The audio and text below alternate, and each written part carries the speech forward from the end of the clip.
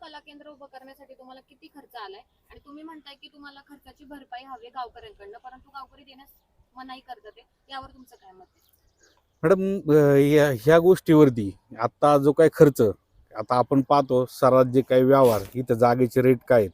एखादी जागा भाडे करारावरती घेऊन त्यानंतर ती स्वतः खरेदी करणं, ती खरेदी केल्याच्या नंतर त्याच्या सरकारी मोजणी करणं, त्याच्या योग्य त्या परवानग्या सगळ्या घेणं, त्याच्यानंतर जागेचं बांधकाम परवानगी घेणं, ह्या सगळ्या गोष्टी घेऊन सांस्कृतिक विभागाचा परवाना मिळवणं, इथपर्यंतची ही सगळे कामांसाठी आता असा एक ठोक आकडा असं कोणीच सांगू शकत नाही. किती आला तरी अंदाजे? सर, आता सुद्धा तुम्ही काम पाहताय, अजून काम तसंच बांधकाम अर्धवट आहे.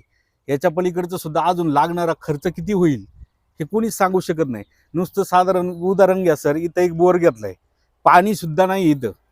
आम्हाला रोज कमीत कमी 4 ते 5 टँकर विकत घ्यायला लागतात.